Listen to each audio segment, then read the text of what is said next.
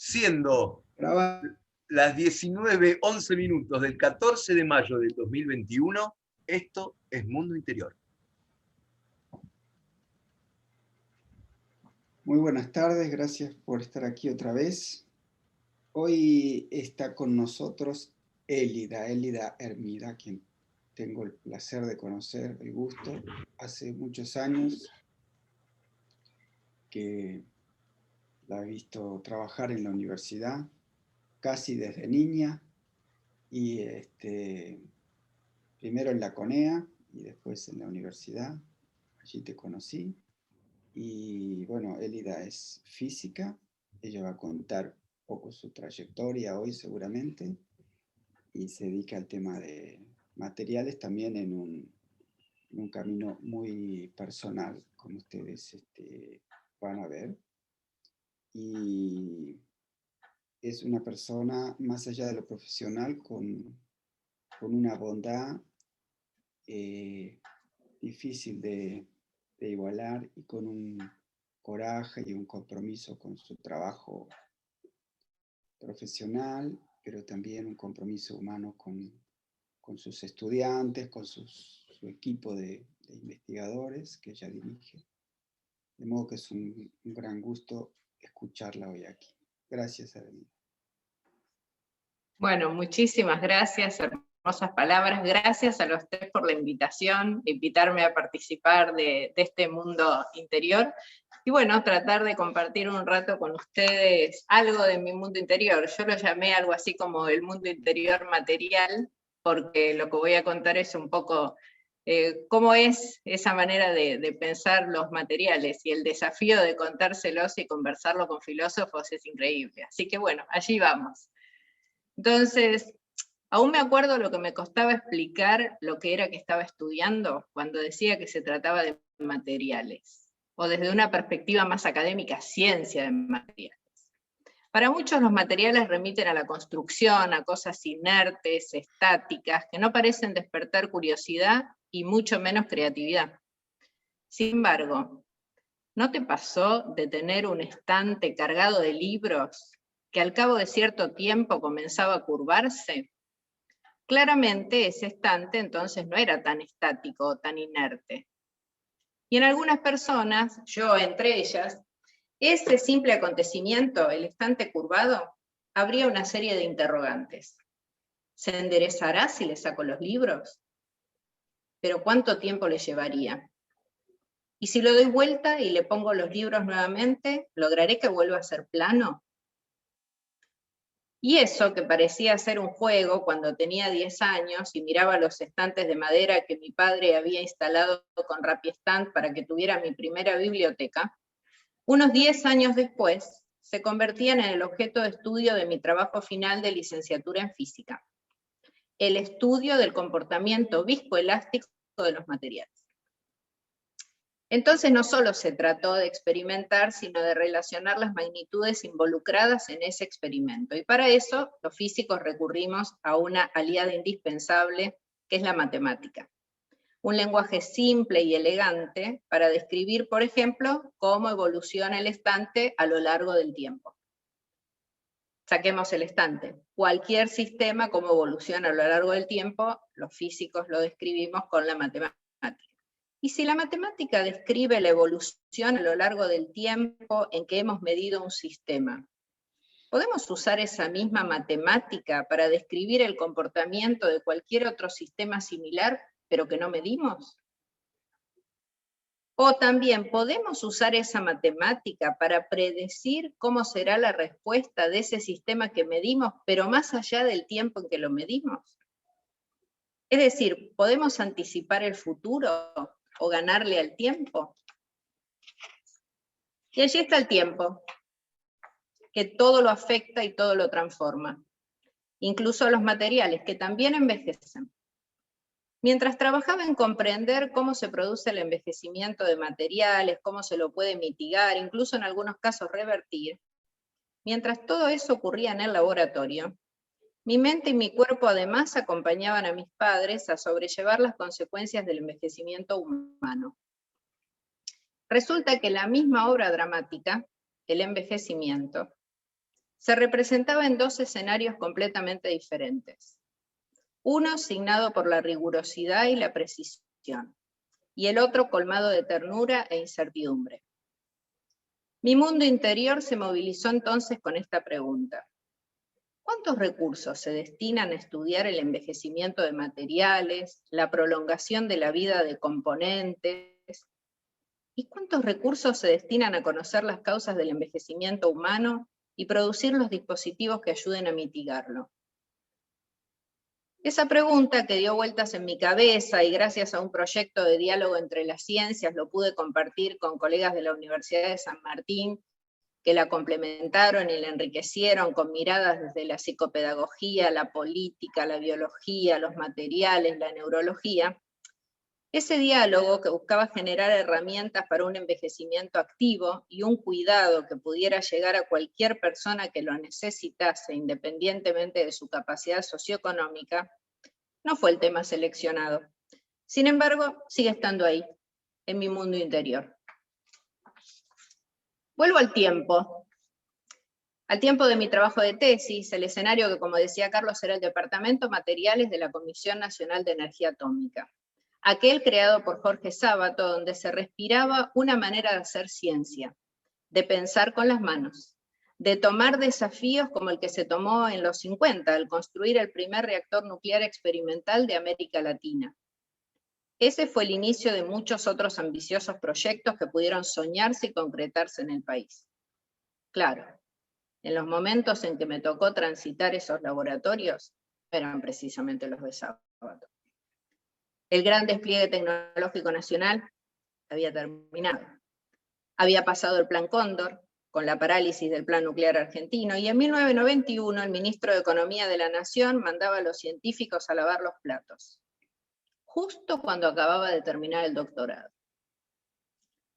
Para muchas y muchos jóvenes, con sueños y esperanzas puestos en la investigación, fueron esos tiempos de exilio. Para otros como yo, fueron tiempos de ampliar horizontes, dejar los entrañables lazos familiares y amigos y aprender cómo se trabajaba en el exterior, esperando el momento de volver. Me fui a Alemania, donde la ciencia de materiales también ampliaba sus fronteras, pero en directa relación con grandes proyectos europeos, en vinculación con la industria y también en armonía con la academia. Y eso acrecentó mi necesidad por aplicar los conocimientos que pudiera generar, y se convirtió en el objetivo laboral a alcanzar: abordar proyectos que llevaran al alumbramiento de un producto, que resolviera un problema, que facilitara una tarea o que sustituyera importación, por ejemplo. Claro que cuando se está pensando en tecnología, en la aplicación de la ciencia que se convierte en un producto, se debe evaluar el impacto que esa tecnología conlleva. Ups, alerta. Había dedicado varios años a estudiar los materiales sin detenerme a analizar ni su impacto sobre el ambiente, ni la relación del desarrollo de los materiales con las guerras, el capitalismo, el marketing. Sentí entonces que debía abordar una visión holística, que vinculara los materiales con la política, con la economía, con la ecología, y fue una visión que me llevó por un recorrido que fue muy enriquecido además con mi participación en colectivos que aportaban saberes ancestrales y no formales.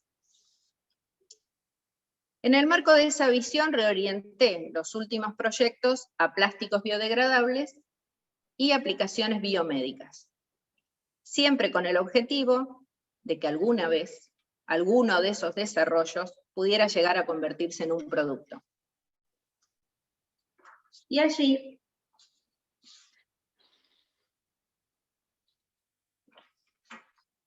llegó otro tipo de saberes, con la biología, la química, la medicina, incluso la economía. Resulta sumamente estimulante y enriquecedor compartir esos mundos, escucharnos, respetarnos, sorprendernos con las preguntas del otro, en fin, seguir aprendiendo. Y de pronto llegó el momento de generar un producto para una aplicación específica. Y no se trataba de una aplicación cualquiera, una aplicación que podía salvar la vida de un bebé que nació con traqueobroncomalacia, que es una debilidad de la pared de la tráquea y de los grandes bronquios que disminuye la capacidad respiratoria. El bebé no puede respirar si no es con asistencia mecánica. Un dispositivo quirúrgico elaborado con un plástico biodegradable por impresión 3D puede reforzar esas paredes para permitir que el niño respire normalmente. Y cuando haya crecido, las paredes que ya están fortalecidas y el dispositivo irá siendo reabsorbido por el propio organismo. Entonces fluye el diálogo con los cirujanos, los investigadores expertos en impresión 3D, se realiza la intervención quirúrgica y comienza a pasar el tiempo. Y vemos cómo evoluciona el producto. Ya no es un dispositivo plástico que se irá degradando en el tiempo, sino un niño que puede andar en bicicleta. Gracias. Qué maravilla. Qué maravilla, Elida.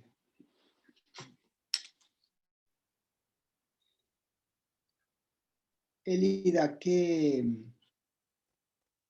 sentiste cuando viste ese niño después del implante? ¿Implante se dice? ¿O Sí. implante? Emoción, enorme. Hasta las lágrimas, sí. ¿Cuándo fue eso? Hace un año más o menos. De todas formas, llegaste ahí luego de un largo camino en plásticos biodegradables para implantes en humanos, ¿verdad? Sí, pero empezamos con los plásticos petroquímicos, los comunes. ¿Puedo contar una anécdota sin hacer chivo y mencionar una marca? Cuando estaba estudiando, haciendo mi doctorado y ensayaba plásticos, íbamos épocas de vacas recontra flacas, ¿no? Entonces teníamos muy poquitos pesos y entonces íbamos a alguna casa que vendiera plásticos comerciales para hacer algún recubrimiento y comprábamos acrílico. Y después íbamos, cortábamos las piecitas, preparábamos como si fueran muestras súper sofisticadas. La cosa era aprender a cómo estudiarlos, para que el día que aparecieran los materiales más extraños supiésemos cómo hacerlo. Y yo, que tenía ganas de aplicar las cosas, nos dieron el acrílico con un plástico pegado para protegerlo, que no se rayara, y el plástico tenía la marca de la empresa. Y entonces digo, vamos a llamar guía de teléfono, ¿no? Te estoy hablando, sería año, no sé, 87, 88. Guía de teléfono, busco la marca, llamo por teléfono, y la marca era Monsanto. Entonces le digo, yo no sabía ni qué era, ¿no? Y entonces le digo, ¿qué tal? Mire, yo le llamo de la Comisión Nacional de Energía Atómica, nosotros estamos estudiando plástico, ¿a usted no le interesaría tener los resultados de las propiedades mecánicas que tienen estos plásticos? Bueno, no sé, que si me pasó con alguien de técnica, pero la cuestión que, bueno, por supuesto, no le interesaba, ¿no? Pero yo en ese momento estaba muy lejos de los elementos del mercado. Pero sí, empezamos con los plásticos petroquímicos, después ingresamos en el mundo de unos plásticos biodegradables muy particulares, porque son producidos por bacterias. ¿Cómo es eso? Bacterias que no son patógenas, vamos a empezar por ahí, porque una vez se escucha bacterias, ¿viste? Y la otra vez escuchaba en esto de ir a charlas con otra gente, una bioquímica que decía, nuestro cuerpo está formado por 30 trillones de células y 40 trillones de bacterias, y a las bacterias no les llevamos el apunte como mereceríamos, desde el punto de vista médico, lo decía ella, ¿no? Bueno, entonces en este caso son bacterias no patógenas, que se ponen en un fermentador, léase como una gran olla, con los nutrientes que les gustan a las bacterias, que son hidratos de carbono, y comen esos hidratos de carbono, que son moléculas muy chiquitas, y cuando en el ambiente sienten que le falta algún tipo de nutriente, tienen miedo de quedarse sin alimento y entonces empiezan a acumular el hidrato de carbono.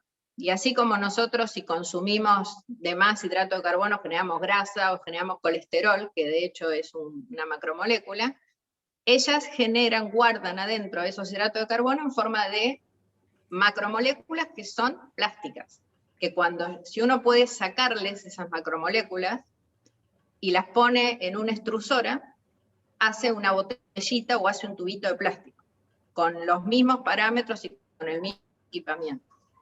Bueno, ¿qué pasa?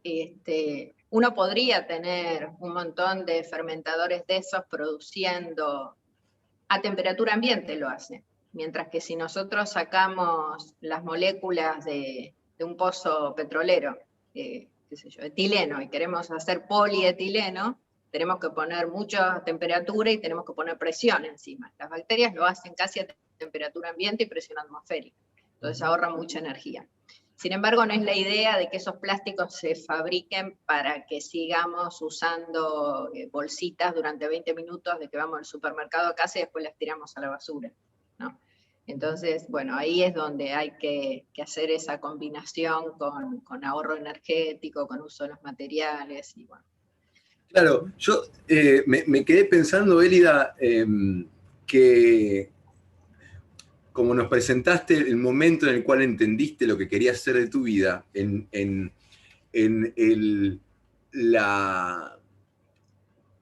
vamos a decirlo, como el paso del tiempo marcado en el material, ¿no? Parecería ser que eso es, y siento como que en el fondo en tus reflexiones y en tu trabajo debe estar siempre presente el tema del tiempo, y pensaba que quizás tenés una definición. Nosotros en filosofía, el tiempo es una preocupación. No me pidas que defina el tiempo.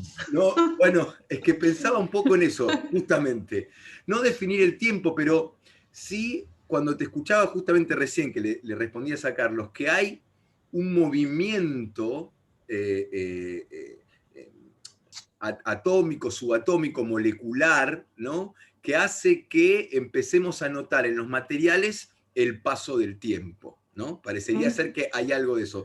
Nosotros tenemos, por ejemplo, Aristóteles, que dice que el tiempo es una especie de una sucesión de instantes, por ejemplo, y pensaba que quizás la física, o en el caso, la física de materiales en tu caso, nos pueda dar algún tipo de definición, porque claro, el tiempo es tan humano como material en el fondo, ¿no? Y la filosofía que en Platón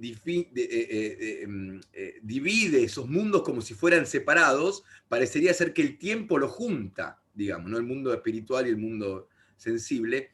Pienso, bueno, lamentablemente sí, una definición, por ahí me gustaría, no tanto quizás una definición cerrada, sino cómo piensa la física de los materiales el tiempo, teniendo en cuenta que ocurre de una manera para el ser, el observador, el investigador en tu caso, y para el material que investiga. Parecería ser que hay una relación ahí, ¿no?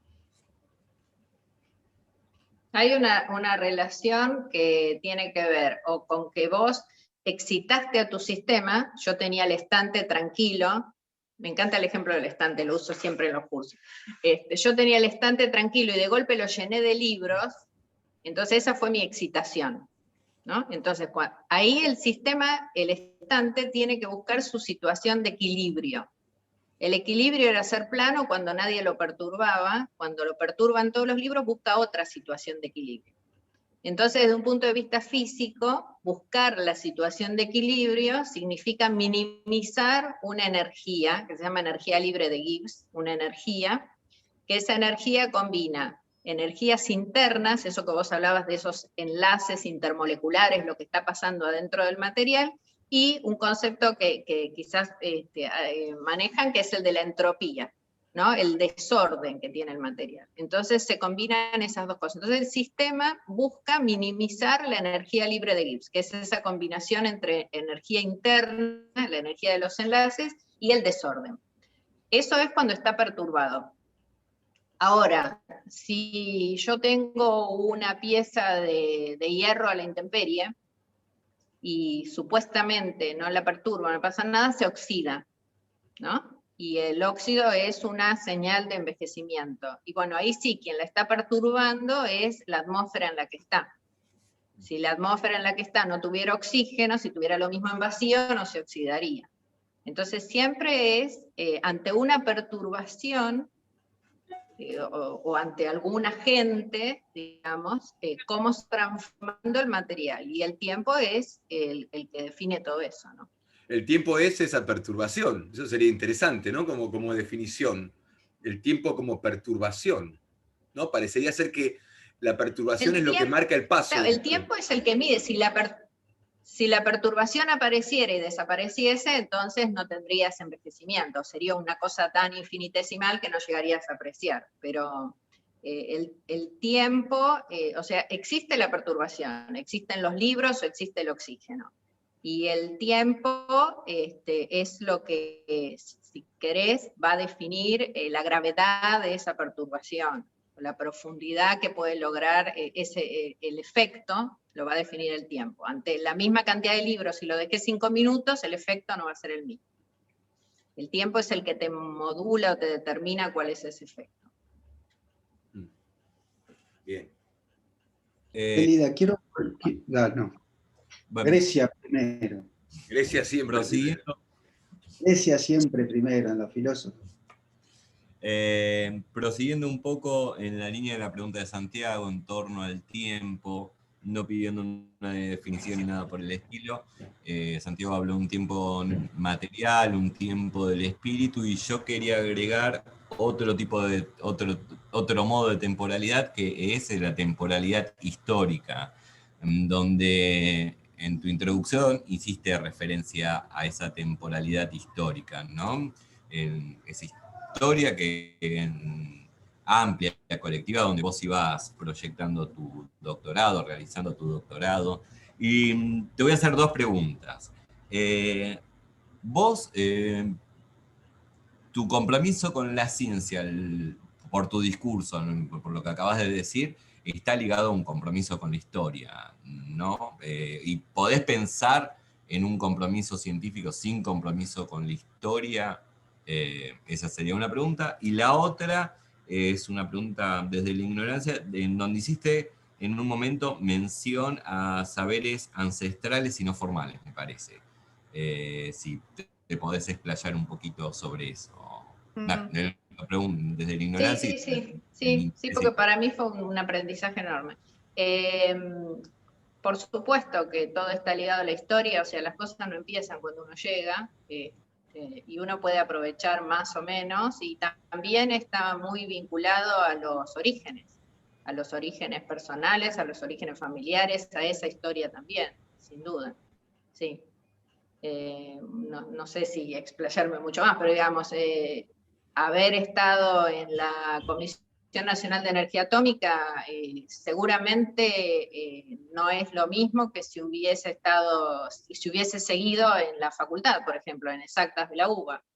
Y en algún momento se me dio la oportunidad y bueno, fui a trabajar a un laboratorio con ella y ahí me quedé, estuve muchos años y bueno, y después me mudé a la UNSAM, donde en realidad ya estaba, pero estaba enseñando en el sábado, previamente, y después fuimos a los laboratorios de ese flamante Labocluster que se construyó en el campus.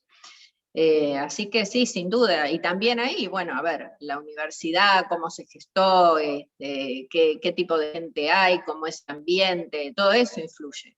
O sea, si fuera de otra manera, seguramente estaría haciendo otra cosa, digamos. Ese ejercicio que fue el proyecto de envejecimiento humano, para mí fue riquísimo, más allá que no lo pudimos llevar adelante. Era una fiesta esas reuniones donde juntábamos, me acuerdo que venía un biólogo que yo le decía, pero vos, ¿qué estás estudiando? Estudiaba cómo envejecían, cómo mantener más tiempo jóvenes a las ratas, ¿no?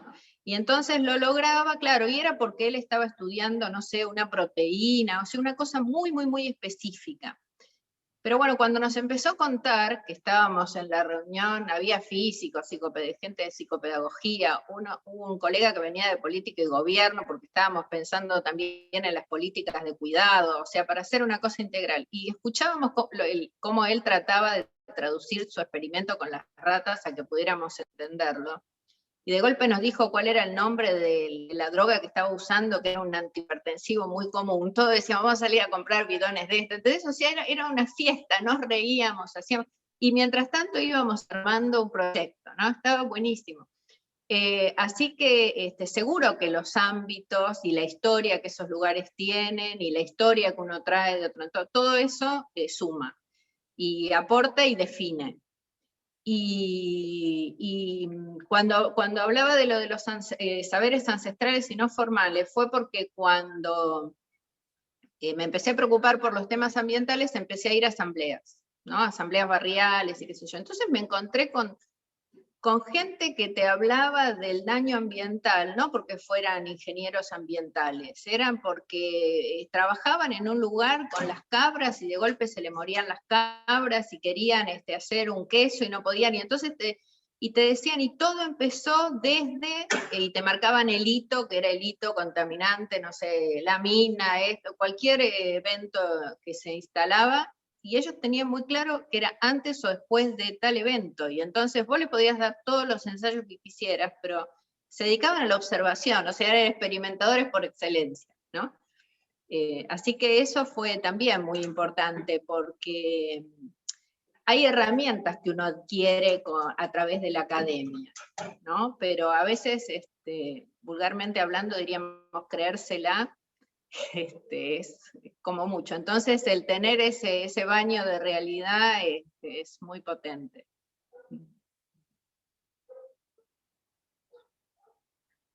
Elida, quiero volver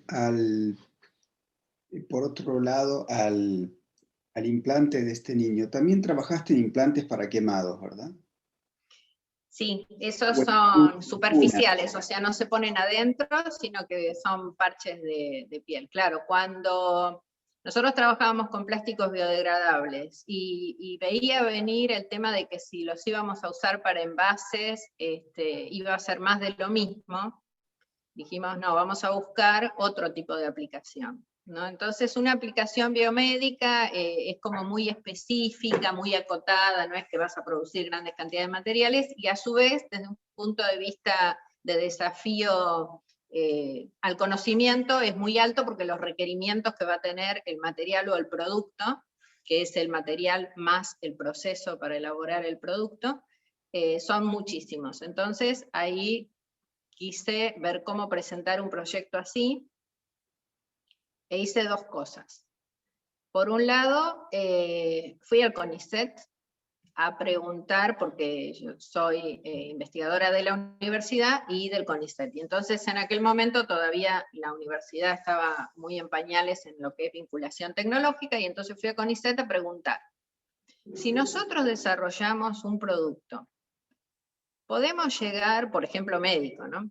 Podemos llegar a lograr un precio diferencial cuando se instala en el mercado para los hospitales públicos, o esto es demasiado romántico, porque la verdad que yo no tengo beta comercial, ni sabía. Y entonces ahí me dijo en aquel momento el gerente de vinculación que sí se podía, que eso era un uso preferente. Bueno, me dio toda una explicación, así que me quedé tranquila con el tema de seguir llevando adelante una investigación así desde lo público. Y la segunda entrevista a la que fui fue con el organismo regulatorio de productos médicos. Porque digo, si vamos a hacer algo, antes de que se lo pongan a nadie, va a tener que pasar por unas pruebas, y entonces quiero saber qué es. Y ahí nos dijeron algo bastante elaborado, pero que podría sintetizar que cuanto más hacia el interior del organismo vayas a poner lo que vos fabricás, más elaborados y más complejas van a ser las pruebas a los que lo tengas que someter. Y eso significa más pesos. Entonces, para empezar, tenía que ser con algo un poco más modesto, y entonces los trabajos que yo había leído, que tenían que ver con, hay un concepto, o un producto que se llama andamio, ¿no? Que se usa cuando uno tiene andamio, en este caso es, imagínense como una esponjita, ¿no? Una pieza, supónganse 5 centímetros por 5 y alguna altura, una esponjita, pero esa esponjita tiene una porosidad que es muy adecuada para cierto tipo de células. Uno pone las células encima, lo que los biólogos dicen la siembra, ese andamio, y si a las células le gusta esa superficie o ese volumen, entonces se van a adherir y van a proliferar y lo van a llenar, y si les gusta más, van a empezar a hacer ellas su propia esponja y si mi esponja con el correr del tiempo desaparece, se va a terminar convirtiendo en un pedacito de tejido, eso, y no va a haber nada de lo artificial, ¿está bien? Bueno, entonces esa idea se usa para un montón de tipos de tejido. Entonces yo había leído tejido, por ejemplo, retina, ¿no? Que podía usarse para eso, bueno, y todo estaba como adentro del organismo, y había unas aplicaciones que eran para piel. Entonces digo, bueno, tendríamos que ir por acá. Pero digo, ¿le interesará a alguien esto? Y ahí fue cuando hicimos la primer sinergia con el área médica, que la seguimos teniendo, con el director del Centro de Excelencia para Atención de Pacientes Quemados del Hospital Alemán. Y bueno, me entrevisté con él, que teníamos un amigo en común, que me lo presentó, y entonces le dije, quisiéramos llevar adelante un proyecto así, ¿le parece que puede ser esto de interés? Sí, esto acá no hay, y no hay en el mundo de tal característica, no hay. Entonces, fue como que el desafío levantó, en vez de ser sustitución de importaciones, hacer un producto que no tuviesen, que digamos había 4 o 5 grupos en el mundo que lo estaban trabajando. Y bueno, eso fue el proyecto con el que nosotros entramos al LaboCluster, que nos permitió equipar todo el LaboCluster, el sector del laboratorio donde estamos nosotros, y bueno, y llevar adelante una propuesta importante con la que pudimos avanzar hasta llegar al ensayos lo que se llaman preclínicos, o sea, in vitro, con células, características de que la membrana se comporte parecido a una piel en cuanto a propiedades mecánicas, también ensayos en ratitas, y después el siguiente paso era ensayos en animal más grande, porque lo que nosotros hacemos es un andamio y decimos, cualquiera de nosotros tiene una herida importante, profunda en la piel. Si la herida es chiquita, cicatriza sola. Si la persona tiene, por ejemplo, diabetes o tiene un problema circulatorio importante en el entorno de esa lesión, puede que se le genere una úlcera, o sea que la herida no cicatriza. Si la herida es muy grande, pensé en una persona con un porcentaje grande del cuerpo quemado, por ejemplo, tampoco puede cicatrizar sola. Cicatrizan solas heridas chiquititas si el paciente es saludable, digamos. Y si tiene alguna patología o si la herida es muy grande, ahí hay que poner un andamio, o hay otras técnicas, se usan autoinjertos y demás. Y bueno, nosotros empezamos a trabajar en eso. Después del ensayo en ratas, había que trabajar en cerdos. Hicimos el ensayo en cerdos, todo eso tuvo resultados altamente satisfactorios, y bueno, y ahí estamos, se acabó la plata.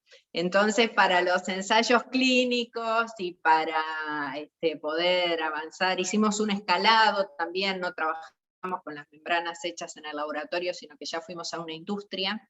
Los ensayos en animales se hicieron después de que el material había sido procesado por una industria, pensando en que fuera el producto que se podía comercializar. Y bueno, y ahí está. Ese todavía está en stand-by, digamos. Esperando que alguna vez se pueda convertir en producto. Qué lástima. Bueno, qué lástima. Esperemos que en algún momento se haga, ¿no? Suena... Y bueno, sí. ¿Qué va a ser? Yo estaba pensando, hace poco tuve una reflexión sobre que estamos, en algún momento, creo que en el siglo XVIII, la naturaleza empezó a convertirse en el discurso sobre esa naturaleza, digamos, algo así como la biología, ¿no? Logos de la vida, y quizás en este momento, ya post esa conversión, todo eso se esté convirtiendo en información, ¿no? En datos abstractos, algorítmicos, y pensaba que, bueno, alguien que trabaja en material al punto, digamos, que lo trabajás vos, es decir, casi en su origen mismo, ¿no? Y cómo ese origen va convirtiéndose en materia, o cómo interactúa la materia con el tiempo. Pensaba, si vos sentís que hay algo en esta nueva, digamos, era digital, si lo es, o esa dirección en la cual estamos inclinados, si sentís que algo puede pasar, si algo grave, me refiero no en términos ambientales, sino te diría más metafísicos, digamos, en términos del ser humano, si continúa esta carrera desenfrenada hacia la abstracción del material y la virtualización del vínculo, que de alguna manera en esa virtualización hay mucha desmaterialización, digamos. No podemos decir que la era digital, si existe algo como tal o si va a existir, va a ser desmaterializada o mucho más que antes. ¿Qué tipo de reflexión tenés vos con respecto a la dirección de la informatización, digamos, de la naturaleza o de la vida y de los vínculos humanos, digamos? Uf, la de los vínculos humanos es la más compleja de todas. Ustedes deben conocer mucho mejor que yo a Franco Berardi, Bifo, ¿no? Cuando habla de la infosfera y de en qué nos vamos a convertir o que ya estamos convirtiéndonos los humanos. Así que eso se lo voy a dejar para que lo vean ustedes y yo escucho. Claro. Yo lo que te puedo decir de la... Sí. Claro, no digo porque eso que decís de Berardi, es que hay algo en esa infosfera que implica una, ¿no?, desmaterialización. Y alguien que trabaja en los materiales, no sé si te da una especie de nostalgia o viste, la nostalgia de lo material. Yo por mí, o si tenés una alarma interna que te dice que acá hay ojo que... No, mi alarma interna fue cuando empecé a darme cuenta de la enorme devastación, cuando empecé a vincular los materiales con el marketing, el consumismo y el uso de cosas súper superfluas, me salió. Bueno, superfluas, porque es como excesivo, digamos, la cantidad de cosas y lo poco que duran.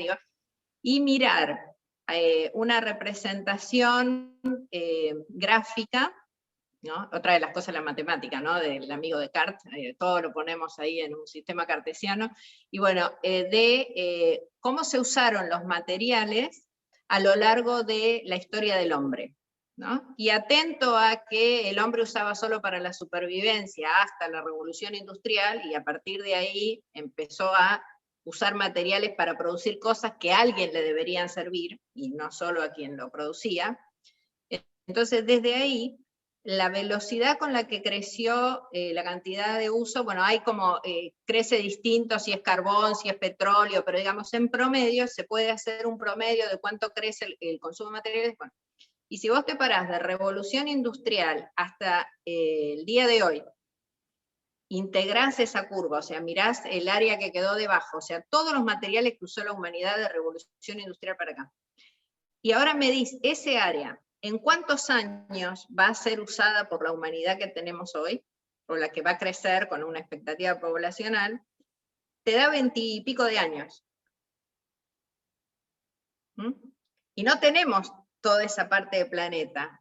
Hay un curso muy lindo, que está en muchísimos idiomas, es de un estadounidense, pero está en muchos idiomas, que se llama The Crash Course, como el curso del crash, del quiebre, y el Crash Course tiene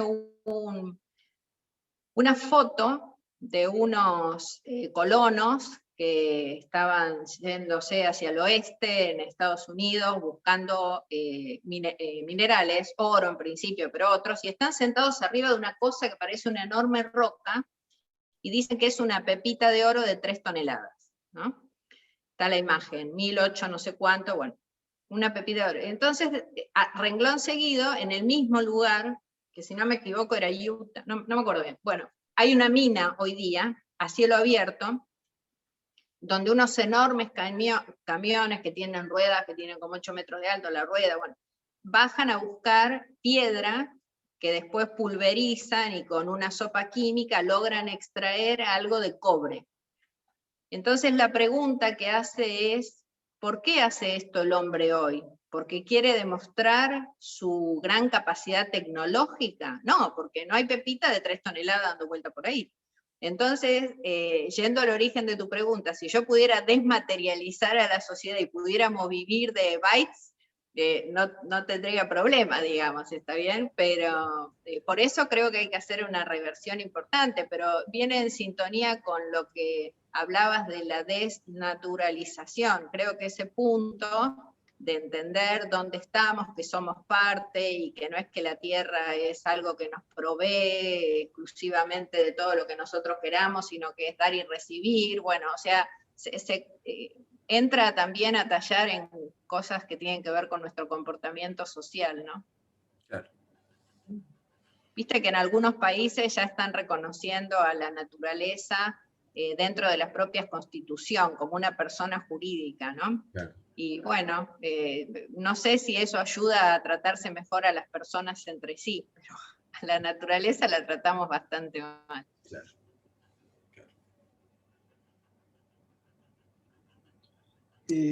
Elida, cuando hablamos de materiales biodegradables, ¿podría traducirse brutalmente en que son materiales producidos por la vida o por seres vivos? No, vos sabés que es clave tu pregunta, porque hoy se habla de, por ejemplo, bioplásticos, u otros dicen materiales biobasados. Y vos agarrás una botella de una gaseosa conocida que en algún momento tenía una hojita en la etiqueta y decía algo así como botella hecha a base de plantas, ¿no? Y en realidad vos podés hacer un polietileno o un PET, que es el de las botellas, el polietileno tereftalato, no biodegradable, pero en vez de hacerlo a partir de recursos petroquímicos, hacerlo, por ejemplo, a partir de alcohol, de etanol, que sacás de una planta. ¿Viste como el alconafta de Brasil, o como el biocombustible de acá? Entonces, a partir de ese, y entonces a esos se los llaman bioplásticos o plásticos biobasados. O sea, que provengan de recursos renovables sería como resolver el tema de que no uses tanto petróleo o recursos petroquímicos. Pero eso no te lleva a que reduzcas la isla de plásticos que anda por el Pacífico dando vueltas, ¿no? O sea, para eso tiene que ser biodegradable. Biodegradable quiere decir que lo van a tomar microorganismos a ese plástico, lo van a poder usar como alimento y lo van a convertir en moléculas mucho más chiquitas que van a formar parte de alguno de los ciclos de la vida, ¿no? Ahora no sé si se sigue enseñando en la escuela, pero cuando nosotros éramos chicos te enseñaban el ciclo del agua, ¿no? Qué pasaba con el oxígeno, el dióxido de carbono. Bueno, esas son las moléculas simples. Entonces, si hay microorganismos que pueden agarrar una enorme macromolécula de plástico, que es larguísima, y cortarla, pues se comen parte y quedan pedacitos chiquitos que puede formar parte de la naturaleza de nuevo, ahí el material es biodegradable. Y algunos no solamente microorganismos, por ejemplo, hay enzimas de nuestro cuerpo que también pueden acelerar ese efecto de degradar macromoléculas, que son esos que nosotros ponemos en el organismo que se dicen reabsorbibles. Se van a degradar y en sustancias que no son tóxicas para el cuerpo. Por ahí a alguno ya le pasó que tuvo una herida y le tuvieron que coser con un hilo de sutura y no tuvo que ir a sacarse los puntos. Te dicen los puntos se absorben. Bueno, es eso, se transforma ese plastiquito y se disuelve, digamos así. Yo te quería hacer un comentario y al mismo tiempo una pregunta. Desde hace mucho tiempo, incluso ya en el siglo XIX, Nietzsche va a hacer una crítica a la fragmentación del saber que tiene como correlato la especificidad del saber.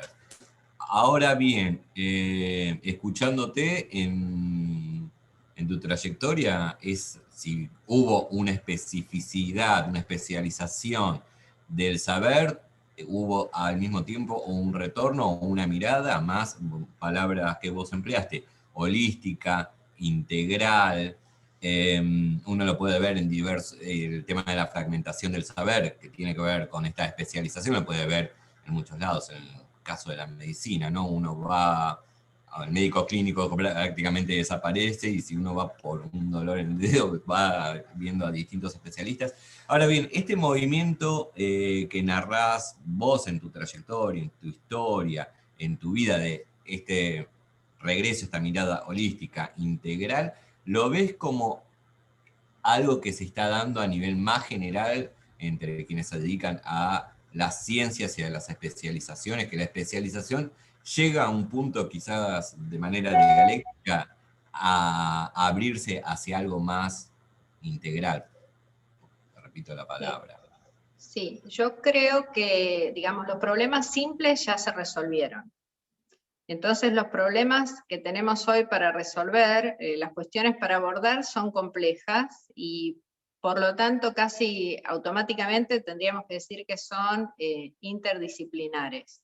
Entonces no creo que uno deba aprender de todo, que deba abordar todo. Pero sí, para poder tener ese abordaje a un problema interdisciplinar, tenemos que saber cómo distribuirnos las tareas entre las que manejamos distintas especialidades. Y a veces cuando el sistema se torna complejo deja de ser separable, o sea, no puedo separarlo en partes y que cada uno analice su parte y después vienen y sumamos y juntamos todo, porque justamente es la complejidad que hace que haya que mirarlo como todos, solo que uno mira con unos ojos y otros miran con otros, y el diálogo ahí todavía tiene que ser más profundo, y si se quiere algo que me gusta y que lo comparto con la gente que está en el laboratorio y los que se vienen a formar, e inclusive yo me animaría a decir que es hasta un atractor para que se acerquen al laboratorio a trabajar, es esta cuestión interdisciplinar, ¿no? Entra un estudiante de física y se encuentra que tiene 2 compañeras biólogas, una química, el otro, y bueno, y es como que se entusiasma con que son distintos, ¿no?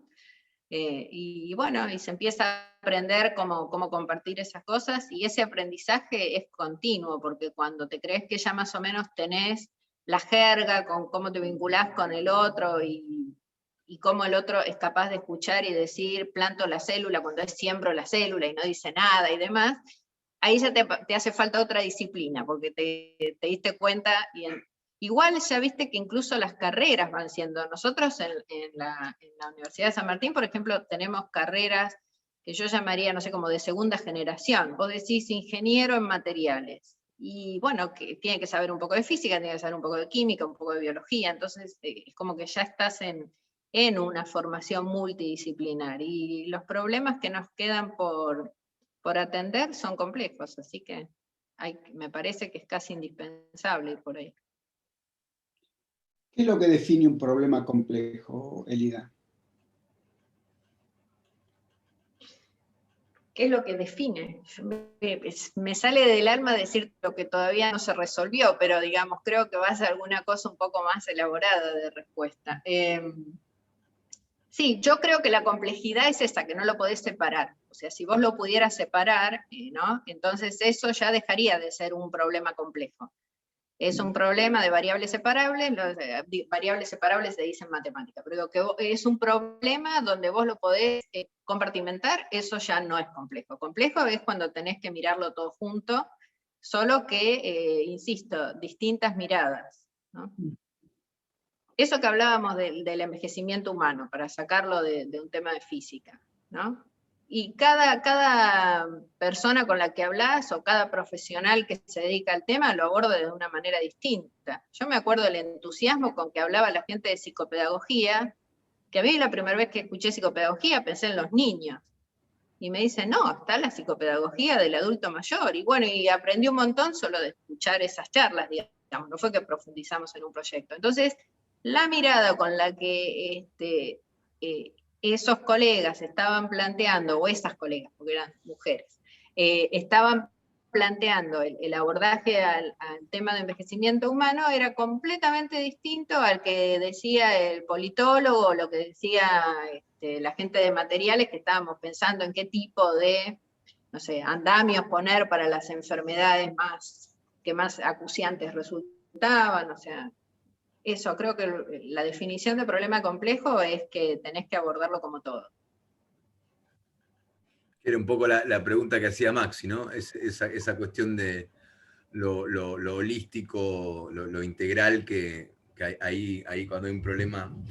Bien, bueno, hablando de problemas, tenemos el problema del tiempo. Compañeros, ¿alguna reflexión? Pregunta para Elida antes de dejarla partir hacia su mundo interior y dejemos de compartir el nuestro? Elida, gracias por lo de Carlos Rafael. Me encanta. Es Sí, un, bello, ¿no? me emociona. Vive burlándose de mí, ¿te parece? Lo diría varias veces, Carlos Rafael. Es casi una telenovela centroamericana. Tengo ganas de agarrar un material, ¿no tenés un material biodegradable, pero para degradarlo a él? Ese es un material. Elida,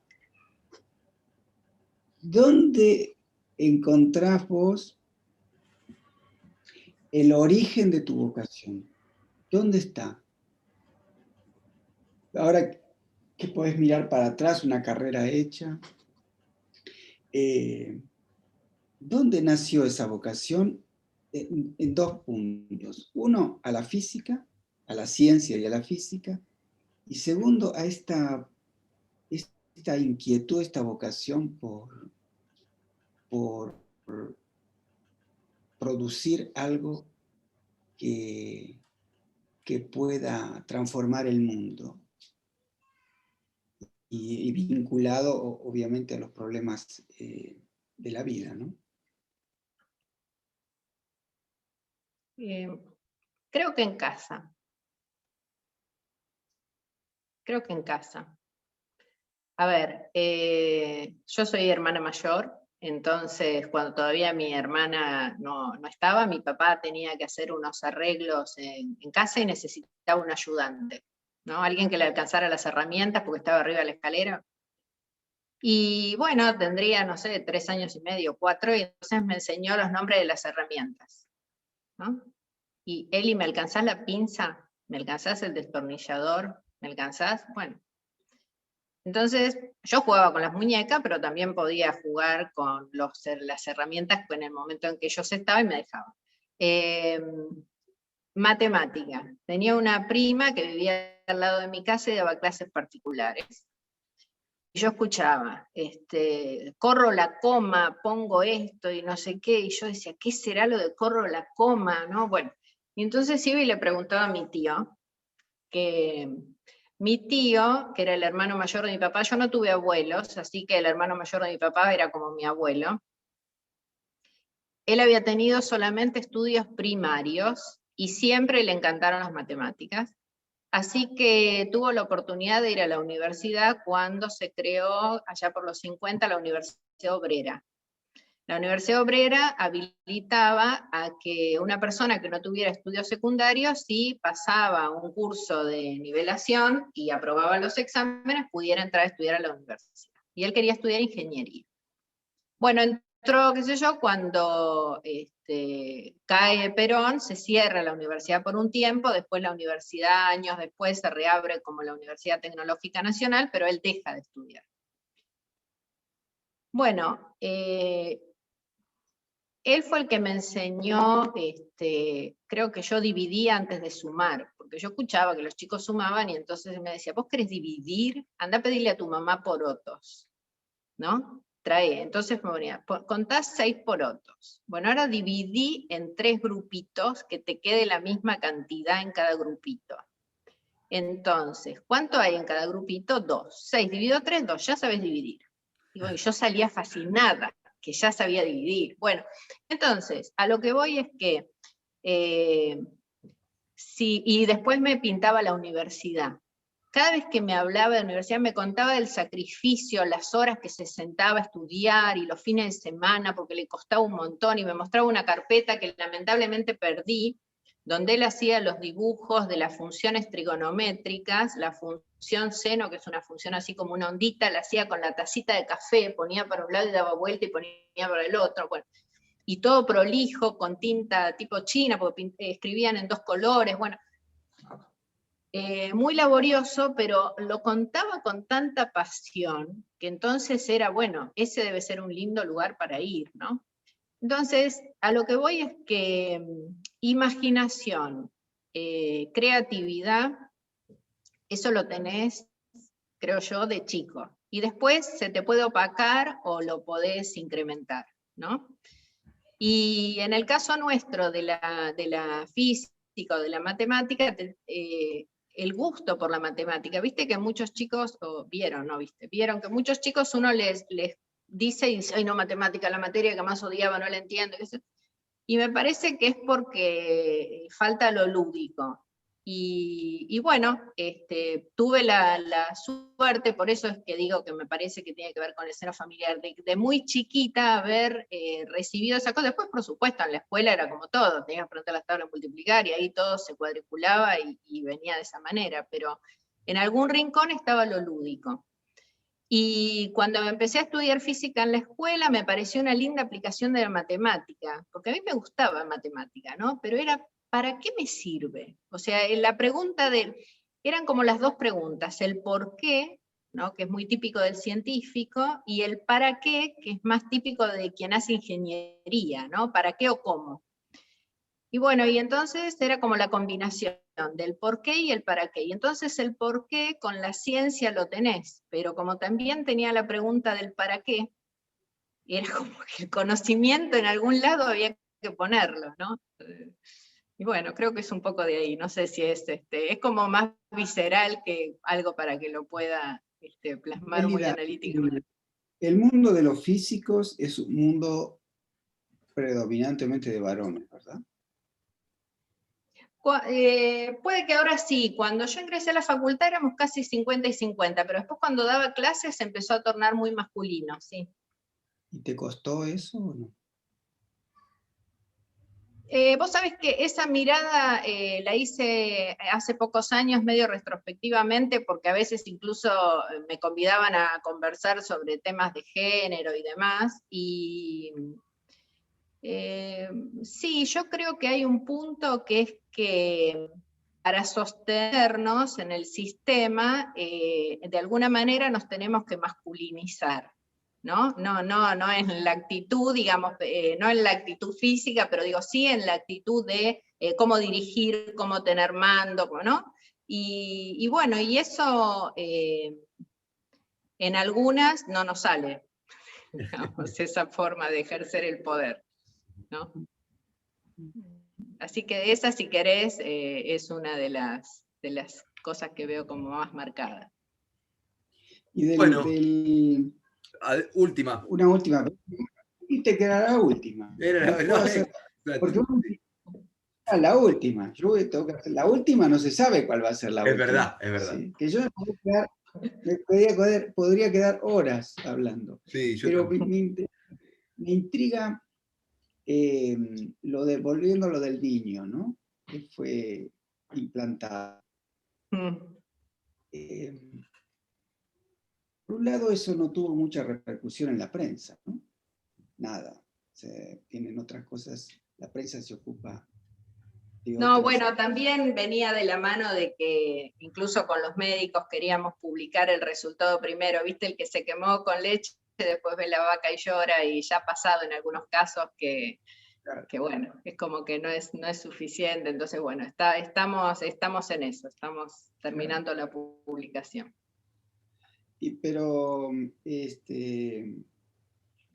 por otro lado, ¿has tenido repercusiones en el extranjero con los grupos que están trabajando en temas semejantes al tuyo o con otras empresas? Bueno, el caso de este caso que les hablaba de la traqueobroncomalacia, hay un solo grupo en el mundo que está en Estados Unidos, en Georgia Tech, que fueron los que desarrollaron esta cirugía. De ahí lo vio en un congreso el cirujano que hizo la intervención, y lo primero que buscó fue que ese laboratorio le hiciera el implante, digamos, esta prótesis a medida de este paciente. Y bueno, eso no fue posible por costo y demás. Ellos usan equipos, digamos, muy sofisticados, pero sumamente costosos. Estamos hablando de $250,000 y nosotros lo hicimos con una impresora de $700, con otra tecnología, pero con la misma prestación. Entonces, esa gente en Estados Unidos ya tiene 15 casos, con distinto tipo de evolución. Acá, fuera de Estados Unidos, es el primero en el mundo. Entonces, nosotros lo que estamos haciendo es sumar este caso a esa serie que ellos tienen, y a cambio, ellos lo que quisieron fue conocer cómo era nuestro material, se les mandó el producto, el material es el mismo porque usamos el mismo proveedor, pero el producto elaborado por nosotros se les mandó, ellos lo testearon. Bueno, ahora estamos terminando También nosotros cambiamos el proceso de esterilización respecto al de ellos, viniendo de la Comisión de Energía Atómica y de usar radiación gamma para esterilizar, entonces cambiamos el proceso y eso también le llamó la atención, y bueno, estamos cerrando la evaluación de resultados y para hacer justamente una publicación conjunta. ¿Sí? Muchas gracias. Ahora sí, ya hice la última, ¿sí? Y ahora le toca a él el final glorioso, ¿sí? Sí, claro. No, es que vos lo habías dicho que en esta relación que estamos teniendo conflictiva con la naturaleza, el tema del don y contradón no estaríamos retribuyendo lo que la naturaleza nos da. De alguna manera es algo irretribuible, de la misma manera que tu palabra y tu tiempo lo es para nosotros. Es un don. Es generoso, muchas gracias. No te podemos devolver, pero intentamos retribuir algo desde el mundo interior, que es un pedazo de poesía. Yo encontré algo muy lindo de un poeta que creo que alguna vez estuvo en Mundo Interior, chileno, que se llama Jorge Teillier, y de un texto que se llama Crónicas del Forastero. Y encontré quizás un pequeño, muy pequeño poema que nos qué sé yo, que nos ayude a pensar, ¿no? Quizás la poesía también ayuda, este tiempito que estuvimos juntos. Se llama La sombra de las nubes huye. Y dice así: la sombra de las nubes huye sobre los potreros desiertos. El viento huye entre los árboles que en vano intentan detenerlo. Solo yo espero inmóvil a la noche en esta pequeña casa de madera situada casi al fin de la tierra. Esto fue Mundo Interior.